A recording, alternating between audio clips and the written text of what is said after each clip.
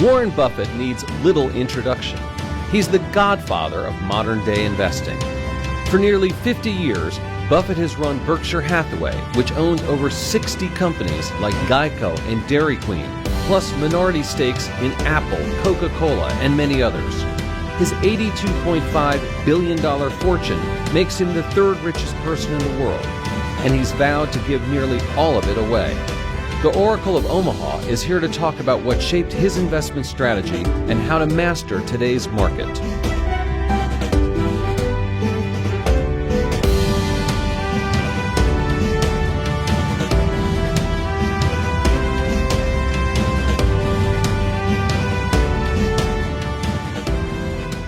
I'm Andy Serwer. Welcome to a special edition of Influencers from Omaha, Nebraska. It's my pleasure to welcome Berkshire Hathaway CEO Warren Buffett. Warren, welcome. Thanks for coming. So let's start off and talk about the economy a little bit. And obviously, we've been on a good long run here. A very long run. And yet, does that surprise you? And what would be the signs that you would look for to see that things were winding down?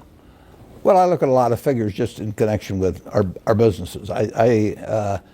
I like to get numbers, so I'm getting reports in weekly in some businesses. But that doesn't tell me what the economy is going to do 6 months from now or 3 months from now. It tells me what's going on now with our businesses, and it really doesn't make any difference in what I do today in terms of buying stocks or buying businesses. What those numbers tell me, they're interesting, but they're not guides to me. If we buy a business, we're going to hold it forever. So we're going to have good years, bad years, in between years, maybe a disastrous year some year.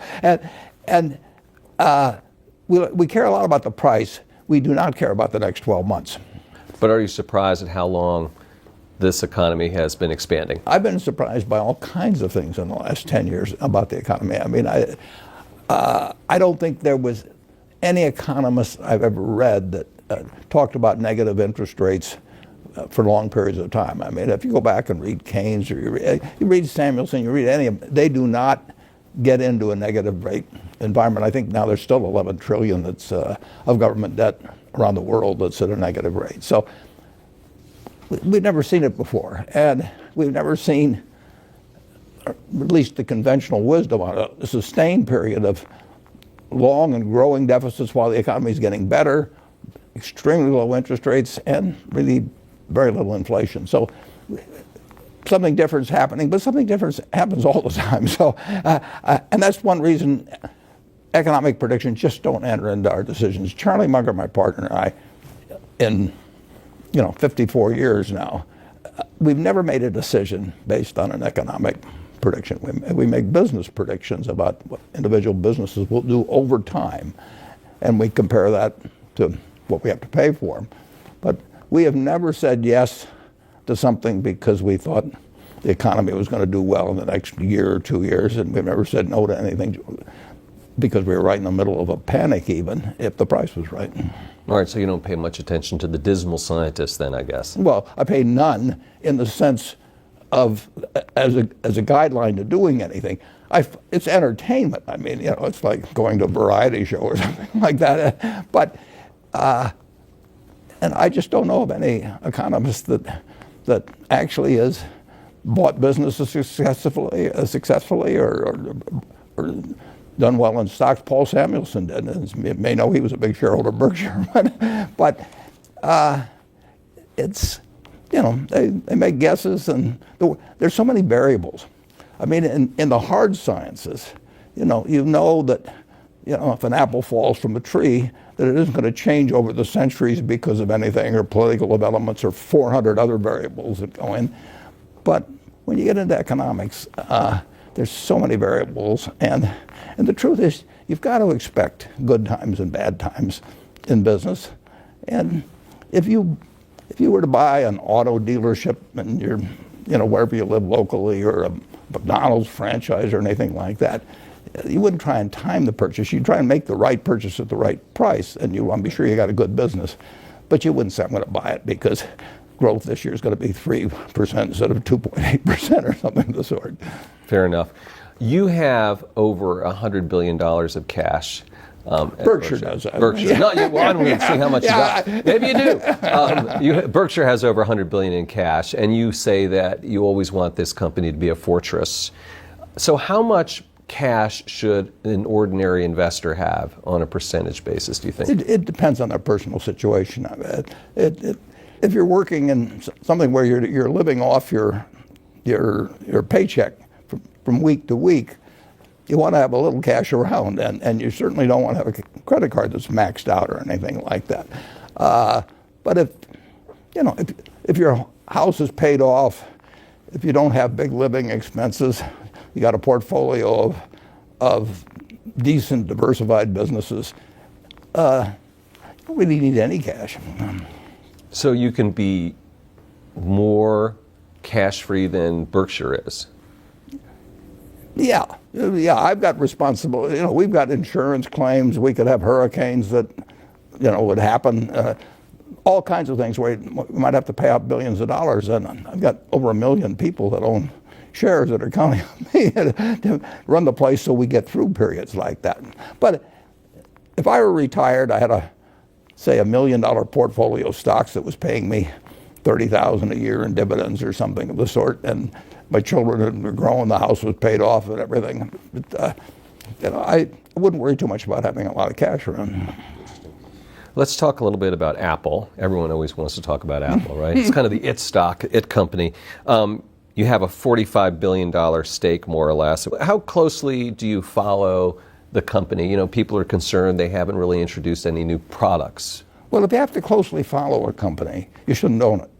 Really? No. If you buy a business, if you buy a farm, you go up and look, every couple of weeks to see how far the corn is up, and you worry too much about whether somebody says this is going to be a year of low prices because exports are being affected or anything like that. You buy a farm and you hold it for. I've got one farm that I bought in the 1980s, and my son runs it, but I've been there once. It doesn't grow faster if I go and stare at it. I can't cheer for it. More effort, or something like that.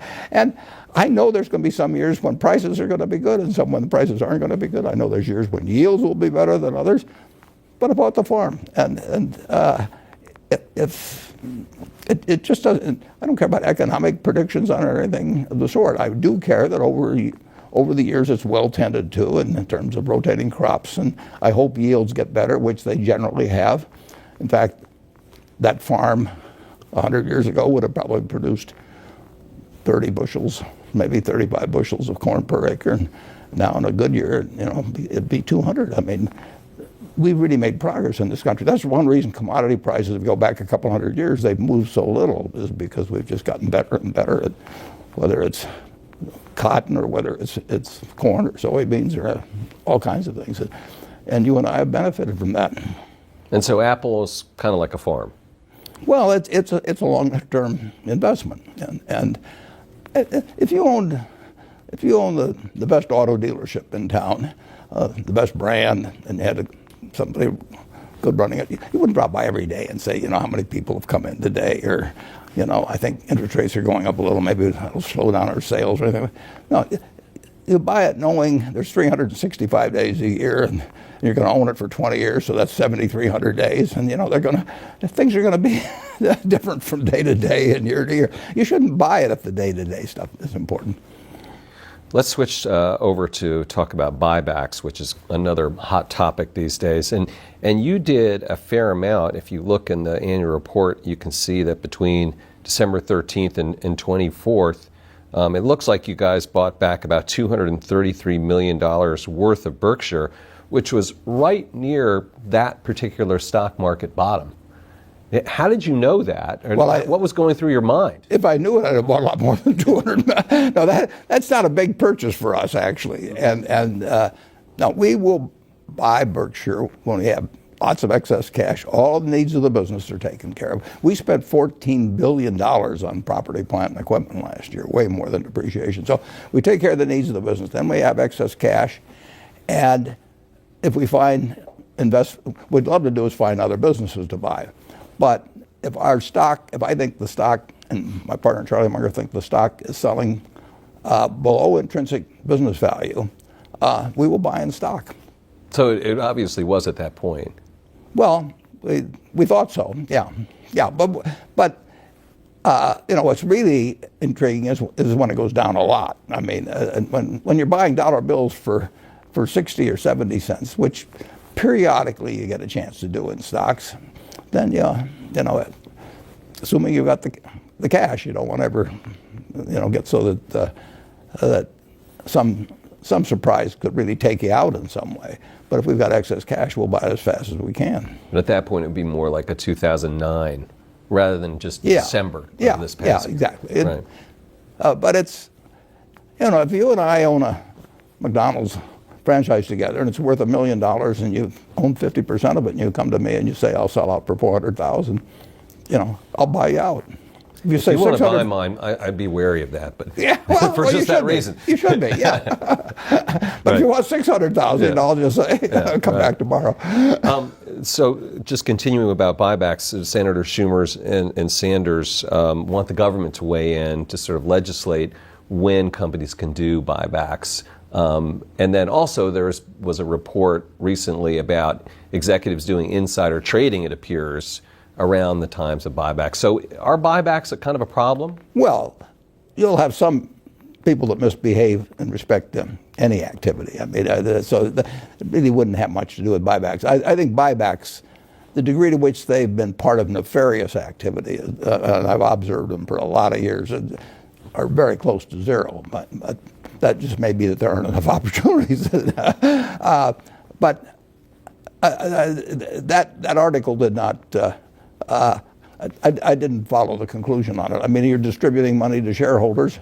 Essentially, you can do it by dividends, and presumably American business should distribute money to its owners occasionally. And we do it through buybacks, or we've done some, and we don't do it through dividends. But most companies do it through having a dividend policy. And then if they have money beyond the needs of the business, then I think if their stock is underpriced, then it makes nothing but sense. Should the government tell companies when to do it, or at least mandate conditions where they can? Well, they do restrict you a little in terms of if you're some general rule of the SEC, if you're having some kind of, this isn't quite the right word, but manipulative activity or anything like that in the stock. But no, I don't think the government should decide your dividend policy. I don't even think they should direct your capital investments. They can make it enticing to make certain kinds of capital investments, which they do with renewable energy, for example. I mean, the government has interest in fostering certain developments in this country over time, and they do. There used to be a special oil depletion allowance, 50 years ago and so on. That was more politics than it was governmental policy, but certainly renewables are a prime example of that. But the idea of directing whether you are entitled to return cash to shareholders and the manner in which you do it, I don't think really makes a lot of sense. The 2020 election is going to be upon us before we know it. And I know that you had some nice things to say about Mike Bloomberg, but it appears he is not going to be running now. Yeah, it's hard to win with just a billionaire vote. You would have your vote and a few others. That's funny. But I admire him enormously. I wish he had run. I want to be very clear on that. President Trump was a business executive. So 2 questions. Is a business executive the right kind of person to be president? And what characteristics do you look for a president that you would support? Well, I think a business executive can be the right person, but I don't think that because they're a business executive that you give them extra points. Number one, I want a president that wakes up every morning and realizes that the greatest threat to a country which has got all kinds of things going for it are weapons of mass destruction, and that we live in a world where people, organizations, and occasionally countries could have people that would like to wipe out a large percentage of the American people, or maybe other countries as well, and that you now have capabilities which I always thought until recently I classified as nuclear, chemical, and biological, but I think you have to add cyber now. If you have some evil genius someplace that for crazy reasons, just like happened with anthrax back who knows what motivates somebody that starts sending anthrax out in letters. And if you have somebody that thinks that it'd be great to send a false alarm to the Russians and to the U.S. that the other side was launching or something of the sort, it's a very, very dangerous world. It's a wonderful world, but it has dangers now that started in August of 1945, and when Einstein said, this changes everything in the world except how men think. And so I want a president that has that same filter, that all of these other things are important, but protecting the country and reducing the chance of successful use of weapons of mass destruction against us is the number one job. And I think most of the presidents, I've talked to a couple of them about it over the years, and I really think that they do realize that they may get lost in the events of every day as they go along. And then beyond that, I want a president that has two objectives with the economy. One is to make sure that this marvelous goose we have keeps laying more golden eggs. And then I want a president that also feels that if GDP is $60,000 per capita in the United States, that nobody should get left behind. We've got a market system that works marvelously in turning out more goods and services, better ones, year after year. Done it all through my life. Would you ever talk to a candidate and say, hey, what do you think about these three things? Well, they'll tell me what I want to hear in most cases. So I want to hear what they tell people who disagree with them on the subject. I always like to ask a candidate, they usually finesse me some way or another, but I say, what are you for that the majority of your followers are against? I know you really believe in that, and that's really the test, but I'm not sure that, except under some kind of sodium pentothal or something, you're going to get a great answer to that question. That's great, but that's the question you ask the presidential candidates or presidents that you would speak to. If I really want to get, and that's why Bernie Sanders was so successful. I mean, 90% of the people who voted for Bernie Sanders had probably not heard of him 2 years earlier, but they felt they knew exactly what he would do. I mean, they felt he was authentic. And if you asked him, what he was for that most people might be against, he would tell you. A few questions about Kraft Heinz. Was that a mistake? Well, we'll find out over time. But we did pay too much, in my view, for Kraft. We didn't pay too much for Heinz. So when we started out, it was originally a non-public partnership between us, but we did pay too much, in my view, for Kraft. And there's not much you can do about things if you pay too much. Secondly, there's always been a struggle between the retailer and brands. I mean, if I've got a terribly weak brand and I want to get into Walmart, I'm not going to be able to do it. I mean, I have to offer all kinds of crazy concessions, and I want to be in Walmart if I have some sort of consumer packaged goods. The negotiation is way different if you have something essential versus non-essential. 10 years ago, Costco tried to get rid of Coca-Cola. Costco's got terrific loyalty among customers, and their own Kirkland brand is a $39 billion brand now, and it moves from category to category, and they only started in 1992. So they know brands, but in the end, they put Coca-Cola back in. If it had been Royal Crown Cola, they wouldn't have had to put it back in. So there's always that struggle between the brands. I mean, and there always will be.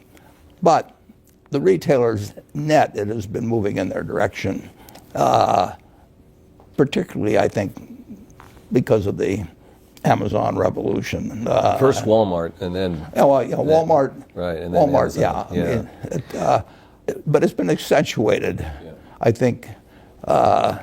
We have a new retailing environment now. I mean, it isn't like it goes from night to day, but it moves somewhat. And brands that people have spent billions of dollars developing and sponsoring TV shows or sponsoring radio shows in the old days. I mean, Campbell Soup was always on there with Jack Benny or something, when I was a kid, and it was big. And it built brands, and people obviously like the product too. But people are more willing to change, and it's harder It's a somewhat different world than what it is. Night and day. I mean, you are very unlikely to keep changing brands every day, but it really surprised me that Gillette lost position. I mean, men don't like to experiment much. Women are better experimenting, but you know, when you were a kid, the Gillette cavalcade of sports was your pal and brought you the Rose Bowl and, you know, the World Series and all that sort of thing. You just shave with Gillette the rest of your life, and you still do to a great degree, but it's not exactly the same as it was even 5 years ago or so when we bought Kraft. You mentioned Amazon as a game changer, and I have to ask you, you haven't bought the stock. You're an admirer of Jeff Bezos. A listing of the richest people in America came out. He's number one. I think your friend Bill Gates is number two. You're number three. So you can see what he's done in myriad ways. Yeah. And of course, the question is, how come you haven't bought Amazon? Is there still time to buy it? Would you still buy it? Oh, I always admired Jeff. I mean, I met him 20 years ago or so, and I thought he was something special, but I didn't realize you could go from books to what's happened there. No, I mean, he had a vision and executed in an incredible way, something that it would not have, you know. But there's a lot of games I miss. I would have missed Microsoft even if I got to know Bill earlier or something. Those just aren't my games. I don't worry about the things that I miss that are outside my circle of competence of evaluating. I have missed things that were within my circle, and that's a terrible mistake. Those are my biggest mistakes. You haven't seen them. But I don't, it's not a mistake because I miss Netscape or something like that at all. I would say that maybe 5% of the companies or 10% of the companies at most are within an area of my circle of competence. There's something I should be able to understand. All right, well, let me switch gears then and ask you about leverage a little bit. And corporate debt, people are concerned about. People are concerned about federal debt at $22 trillion. Should we reduce, let's just say, the federal debt, and how would we do that? Well, if you're running a deficit getting close to 5% when things are really good, you know, that's a new world. And nobody's, neither the Republicans or Democrats are particularly concerned about it. And we're not having a lot of inflation. That wasn't supposed to happen, you know, but it's happening. That's why I say you don't want to get hung up on trying to make economic analysis, because, you know, nobody's any good at it. You don't get rich doing that. If you look at, you mentioned that Forbes list, if you get on the list, the number of people have done that by economic analysis, I think you're just about zilch on there. Okay, fair enough. Income inequality, wealth inequality, you've talked about the earned income tax credit. Is there more to it than that? Should we adjust tax policy? It seems to be going the other way right now. Well, it is going the other way, but I think the earned income tax credit is the best way to put money in the pockets of people that don't fit well into the market system, but that are perfectly decent citizens and that have made a good bit of the success somebody like I've had with Berkshire or something possible. It wouldn't have happened without the America we have. And if you go back 200 years, and we're all working on, 80% of us are working on farms. The person that's the best at that, working on that farm, whatever it may be, is worth maybe twice the ones that's the worst. You know, I mean, that's the difference between super talent and no talent in the farm economy, picking cotton or whatever it may be. Now, if you're the best middleweight fighter in the world, you know, you may get $20 or $30 million, and if you are just a good citizen, raise nice kids, help in the neighborhood and everything else, but you don't have market-related skills, you'd be good on that farm still, and you would be earning something comparable to most of the people around you. But you don't have something now that, as it gets more and more specialized, and it's going to continue to get more specialized, you want two things for that person. You want them to have a decent life. I mean, they live in a country with 60,000 of GDP per person. You want them to have a decent life, and they can. I also think you want them to have a feeling of accomplishment. So you want them to have a job, assuming that they're not handicapped in some way. You want them to have a job. But the minimum wage would be one way to say, well, we'll make sure that they have enough money in their pocket. but that's got a lot of effects in disturbing the market system. They just need more cash. They don't need a higher wage. They need more cash in their pocket. And the government, at a relatively low cost, can provide a decent living for anybody that's working 40 hours a week and has a couple of children. And we've gone in that direction, and it's sort of bipartisan. I mean, you find both Republicans and Democrats for it. I think it would be better not to have one annual payment, that they get it monthly. And I think there's various things you could do, but you want them to feel part of the system, and you want to have them get as more and more of these golden eggs are laid. You want them to get a little more of their share. I mean, if we don't do that and the Democrats win, it's possible we get, big taxes on wealthy people, free college for all, and those are bigger plans. You want more money in the pockets of everybody that's willing to work or is unable to work. And we can do it. A rich family would do that. If I had 6 or 7 kids and I had some business I wanted to pass on, you'd pick the most able person to run it because that's the market system to do that. But you'd make sure that all 7 of the family participated. You'd give more to the one that you might give more to the one that kept producing the golden eggs. You would, but you wouldn't just say to the one at the lowest end, who might be the best kid of all in most respects. He's the one that shares with everybody and does all kinds of things. And you wouldn't say to that him or her that too bad, but that's just the way the market system works. Go have your spouse get a job and look for housing someplace. Right. Why don't we do an update about the healthcare initiative, which now the company has a name. Yeah, Haven. Was that your idea? No. Sometimes I didn't worry about a name. We could have gone on as a no-name operation for 10 years, as far as I'm concerned. No, that is. We got a wonderful partnership in the sense that it's large and has reasonable market muscle with more than 1 million employees among the 3 of us. We've got 3 CEOs that can make things get done in organizations that are so big that normally they would get very bureaucratic. If you tried to do this with many big companies, you'd have legal weighing in and public relations weighing in. We don't have any of that stuff. They may have them in certain areas, but I don't have to. But Jamie isn't going to worry about doing that sort of thing, and neither is Jeff. So we've got a unity of commitment and an ability to execute on the commitment. The only problem is you've got a $3.4 trillion industry, which is as much as the federal government raises every year, that basically feels pretty good about the system. As we went around talking to people to find a leader for the group, for example, everybody says, the system, it turns out very good medicine, but you can't go from 5% of GDP to 18, without really making you less competitive, among other things in the world. So everybody thought the system needed some adjustment, just not their part of the system, and that's very human. I do the same thing, I'm sure, if I was in the same place. So there's an enormous resistance to change, while a similar acknowledgement that change will be needed. And of course, if the private sector doesn't supply that over a period of time, people will say then, we give up, we got to turn this over to government, which will probably be even worse.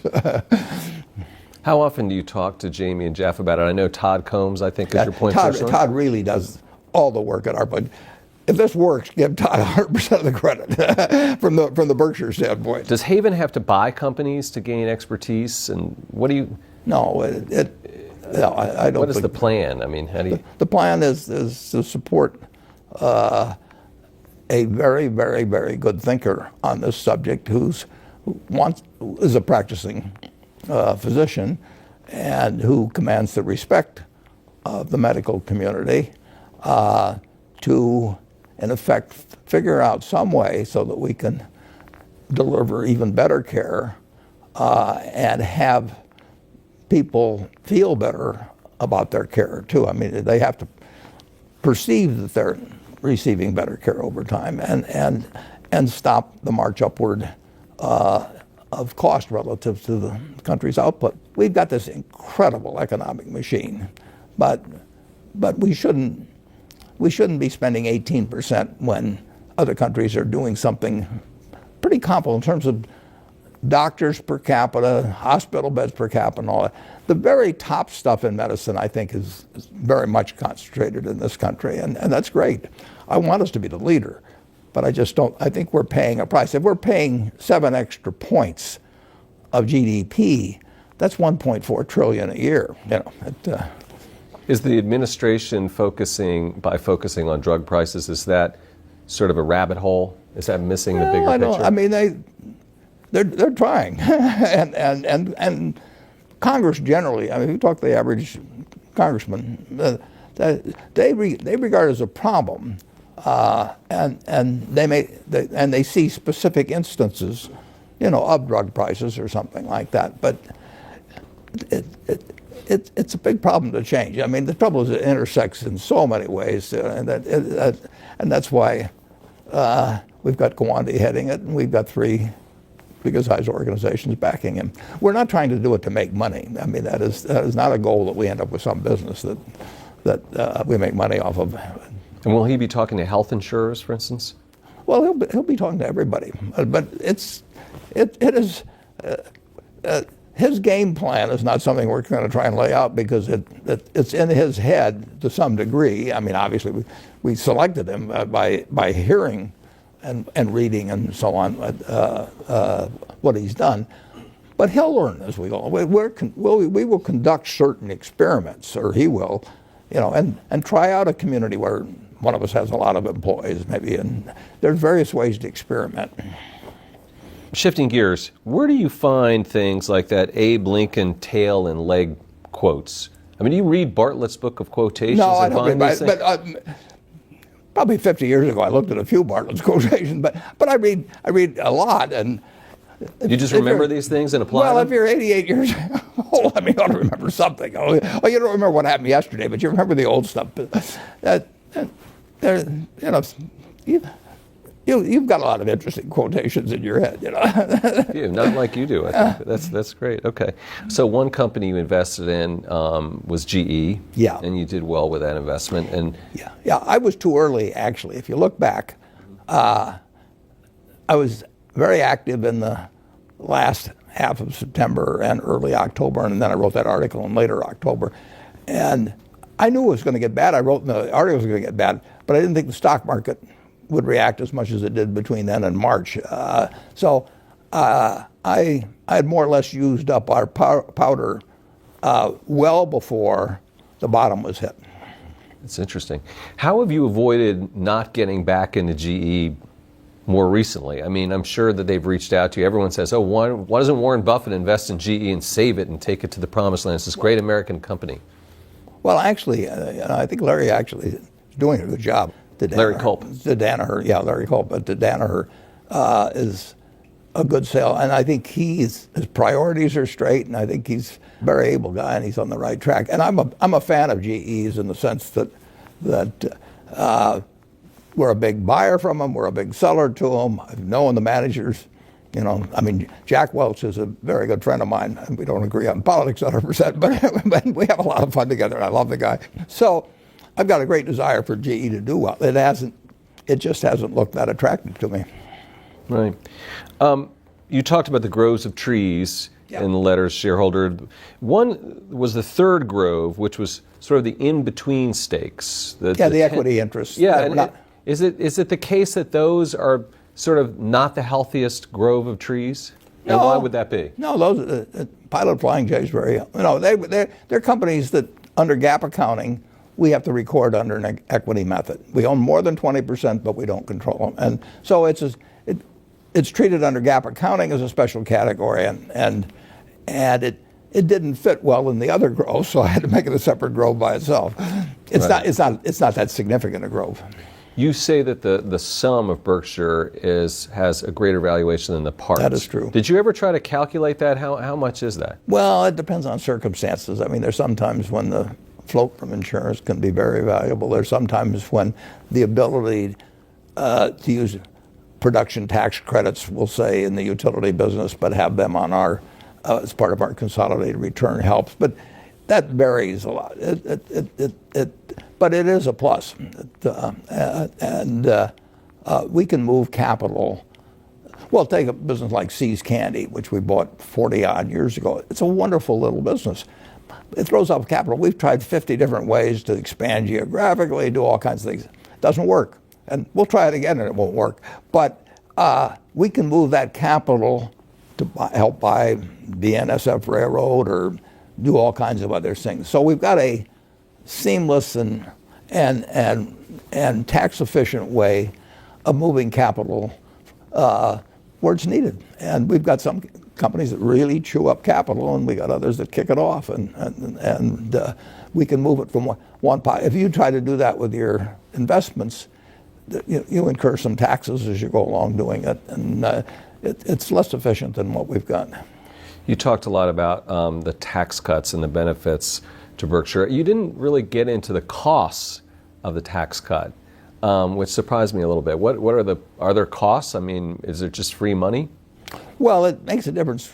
The tax cut we get, for example, our utilities, as I mentioned in the report, that goes to the customers. That's just the nature of utility regulation. But net, we were a significant beneficiary from the tax cut. I mean, basically, let's just say we had one class of stock. We got two, but stock.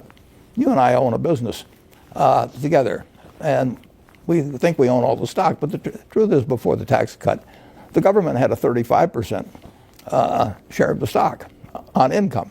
Now, it didn't have a share of the assets, but it had a share of the income. And if it wanted to change it to 40, it could have changed it, but fortunately it changed it to 21.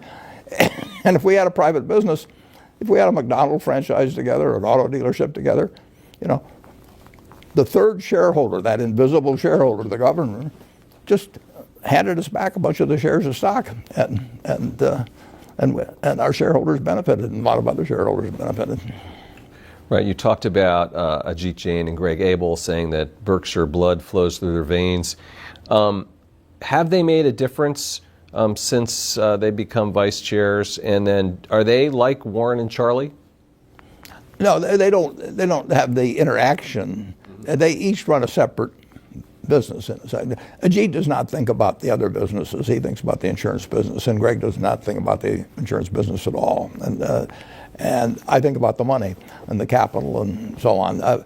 But they're running two very big businesses. I mean, Ajit's business, has, when you get all told, at least a couple $100 billion of assets, and Greg's business has $150 billion of revenues. I mean, they both would fit up there toward the top 10, or so in the country in terms of value. So maybe the top 15. But they're very big businesses. But they're not exactly like you two guys. It's not. Oh, no. Right. Charlie and I have a partnership thinking about the whole place, Okay. and we've done it forever, and we still do. And Todd and Ted? I didn't see them mentioned. Well, they have $13 billion each, including pension funds that our pension funds that they run, and so of the 173 billion we had at year end in equities, we had 173 bucks. We had another 8 billion in pension funds. So of the 180 or so, they had 26 between them that they're managing. And they got total discretion on that. They don't ask me. At the month end, I look and see what they did. They don't do much. They don't do a lot of trading or anything. But I look to see what changes they made. And Todd, for example, I mean, he made a couple of small investments in private placement type operations, and I know what the businesses do, but I can't tell you their names. That's his baby. Was one of those, you made this investment in Oracle and then you sold it. Was that something they did? No, that was not something they did. That was something I did. Yeah, and you said you didn't understand it. That's why you sold it. But then why'd you get it in the first place? Yeah, well, that's a good question to which I do not have a good answer. I know. I see development. I know enough about the cloud to know I don't know enough about the cloud. Right. Okay. So Barclays put out a note. They said they were lowering the estimates for Berkshire for the EPS. Do you read that stuff? No. Well, I mean, I may read it accidentally, but I don't seek it out to read. I'll put it that way. But it just doesn't make any difference, you know. I mean, if I spent time reading that, I wouldn't have the time to read 10Ks. And we're not going to do anything different.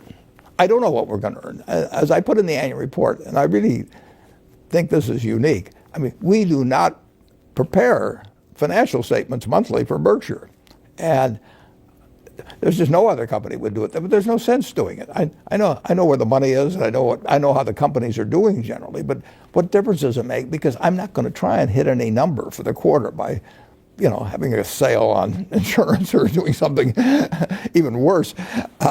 So and Charlie, I mean, he knows where we stand, and we know what businesses are doing well, which aren't, and we certainly know where the money is.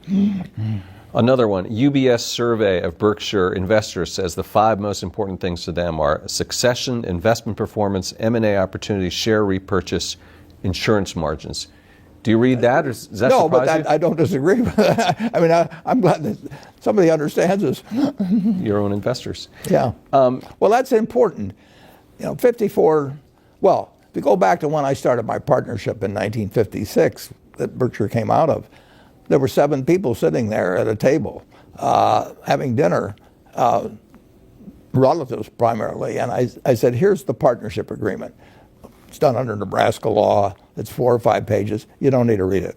But I said, here's a little half-page, what I call the ground rules, and I want you to read these, and if you feel okay about that, about the interaction, what the expectations are, and all of that sort of thing, then we'll join forces.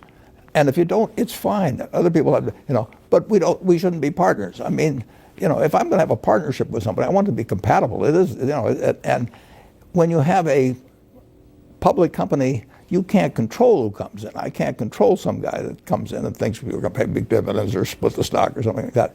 So by my actions and my communications and everything, I want to attract the people that from the public market that I want, and I want to keep the others away. Costco was built. Saul Price, who started the Price Club and that thing, he sat down and figured out the customer he didn't want. And he set up a system that would keep away the customer he didn't want. Who did he not want? He didn't want somebody buying a quart of milk with somebody behind him with a basket of $200 worth of goods waiting for that. So he put in a membership fee, and by putting in a membership fee, he killed all the drop-in business, the business that belonged to the 7-Eleven. We want Berkshire to keep out people who have expectations about us that are different than ours. I mean, good for them, and I hope they find somebody they fit. But if you're going to run a church, you want your seats to be filled by people that are generally want to listen to your form of religion, and you don't want it to change every week and say, gee, I need a new group, and I'll go out and talk to a bunch of investors and get them to come to my church this Sunday, because there's only so many seats in the church. There's 1,645,000 or so A equivalent shares, and those are the seats, and I want them occupied by people that are on the same page I am. The Church of Berkshire. Seems like you've got a big weighting in financials, and of course you finally invested in Jamie Dimon's company. Why banks right now? They're businesses I understand, and I like the price at which they're selling relative to their future prospects. I think 10 years from now that they'll be worth more money, and I feel there's a very high probability I'm right. And I don't think they will turn out to be the best investments at all of, you know, the whole panoply of things you could do, but I'm pretty sure that they won't disappoint me. Is climate change changing your insurance businesses? No, it doesn't change the insurance business. Does it change modeling or something in the business? No, it would change our insurance business if we were writing 20-year policies. I mean, if there was something that changed life mortality adversely to the interests of the life insurance company, you're stuck with a policy for 20 years if you write the life insurance policy, and it's, you know, you'll keep paying your premiums if it's adverse to me. That's what's happened in long-term care insurance, for example. But when you write a policy for 1 year at a time, you see what the developments are, and if, you know, cars, for example, are much safer to drive than they used to be. There used to be 15 deaths per 100 million miles driven. Now there's a little over 1. On the other hand, they've become much more expensive to fix. I mean, that little little side view mirror, which used to cost $10, now $1,000 or something like that. So you have things that are changing in terms of, if you're writing collision insurance, you got to allow for the fact that windshield, the bumper, all kinds of things, or the side view mirror and all that are way more expensive. But if you're writing liability, you know that people aren't going to die as often. So climate change is climate's been changing. But the truth is that you now can buy really big catastrophe limits cheaper than you could buy them in 2005 or thereabouts, allowing for changes in the dollar and concentration of population. So far, rates have come down. That's the reason we've gotten out of the cat business to a great degree. We were a very big writer of cat business 10 or 12 years ago. We aren't out of the cat business because of climate change. We're out because the prices aren't right. And the world will change, and that's got very serious consequences, but it won't change that much from year to year. That, we've done very well during a period of some climate change. You've talked about technology advancing faster than our ability to understand it. And I'm wondering if social media and Facebook and Google and Russian trolls coming in, and is that maybe an example of that? Or are you still worried about that problem? Well, I think cyber poses real risks to humanity, forgetting about the problem of even misinformation. I'm just thinking of, we have railroads running over 22,000 miles of track, and some of them are carrying ammonia, and some of them are carrying, chlorine and things. We have to carry them. We have no choice about that. We're required by law to carry them. And I would rather do that in a non-cyber world than a cyber world. And there are all kinds of things. The problem about something like cyber is that it's moving, and it's just unpredictable whether you'll get some crazy guy like stuck the anthrax in the, what they can do becomes magnified. I mean, when you saw what 19 guys did, on 9/11. I mean, tools in the hands, or potentially in the hands, of either crazy individuals, crazy groups, or even a few crazy governments, are really something. And we don't necessarily know what all the tools they have are, and that is moving all the time. I mean, again, Einstein said, I know not with what weapons World War III will be fought, but World War IV will be fought with sticks and stones. I mean, it's a dangerous world. I don't know if you've been following this, Warren, but what do you think of Elon Musk's behavior as a CEO? Well, I think it has room for improvement. Now, he and he would say the same thing. I mean, it's just, some people have a talent for interesting quotes, and others have a little bit more of a blocker up there that says this can get me in a problem. But he's a remarkable guy. But I just don't see the necessity to communicate. I think I've got 7 tweets because a friend of mine signed me up for it, and she's called me about 100 times saying, can I tweet this or that? And I've said yes to her 7 times, I guess, or something like that. I've never actually written one myself. I don't even know how to do it. Have you talked to Elon ever? He joined the Giving Pledge, so once or twice, but that's a lot of years ago. 7 or 8 years ago. He hasn't come to our annual gathering, so I haven't seen him for 7 or 8 years. So let's talk about this trade war that's been going on a little bit with China. And I guess I'd like to ask you, do you think that Donald Trump was right in calling out the Chinese government and basically putting them on notice? I won't have any comment on that. In terms of political activity, I don't put my citizenship in a blind trust. So when the election comes around, I'll do something. On the other hand, people will interpret things I say about any any president, as to some extent coming from Berkshire, and they don't come from Berkshire. I'm just an individual, so I think I'm glad to talk about China, but I can't talk to you about that part of it. Fair enough. I mean, do you think there was room for improvement then in terms of the trade relationship between China and the United States? Well, I think that China and the United States absolutely are destined to be the superpowers, beyond my great-grandchildren lives, and will always be competitors, and will be competitors in business, will be competitors in ideas, all kinds of ways. And there's no other way it would be.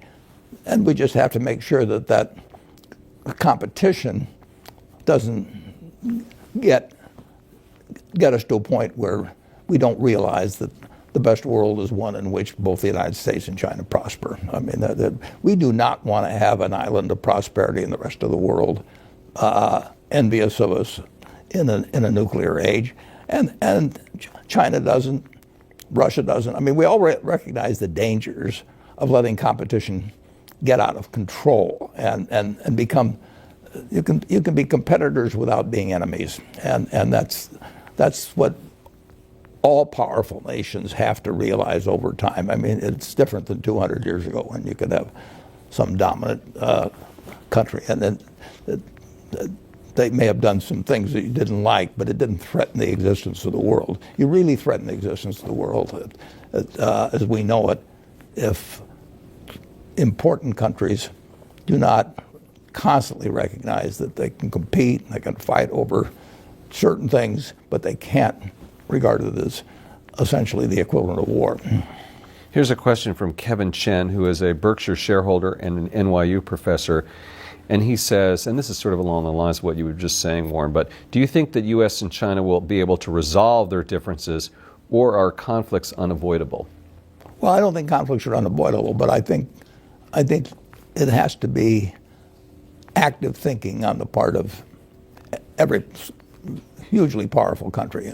And Russia is hugely powerful. I mean, 90% of the nuclear arms in the world are between U.S. and Russia. So they have to recognize that the best world for them is one where they don't try and grab all the apples, basically. And we have to recognize that. And we can't, in the United States, we can't think that either our ideas run the world, or we start getting aggressive about things, and China can't think that, and Russia can't think that. And that's obvious. You just have to make things, you got to be sure things don't escalate. You have World War I, with an archduke, I mean, you get these, you can get chance incidents, and you really want to, I asked one of the presidents one time, in terms of what he would do if awakened in the middle of the night with somebody coming to him and saying, absolutely, somebody else has launched, and would you launch on that? And you've got 10 minutes to decide. And I wouldn't want to have that responsibility, but you want to make sure you don't get to that point. Right. Would you ever make a big acquisition in China? And if not, aren't you missing a huge portion of the world? Yeah, the answer is we would. Yeah, we would. Have you looked? We've been made aware of some things, yeah. Are you concerned, on the flip side of the coin, are you concerned that the rule of law is different, that the accounting might be opaque? Well, I'd want to be sure I understood the accounting, obviously. In some businesses that'd be easier to do than others. But I know the laws, the customs, the accounting, the people better in the United States than any place else. So there's some small hurdle in many countries to get over, which I can get over. I mean, but I just don't. It's just not as easy as looking at something where I already know the answer, from previous transactions or something of the sort. So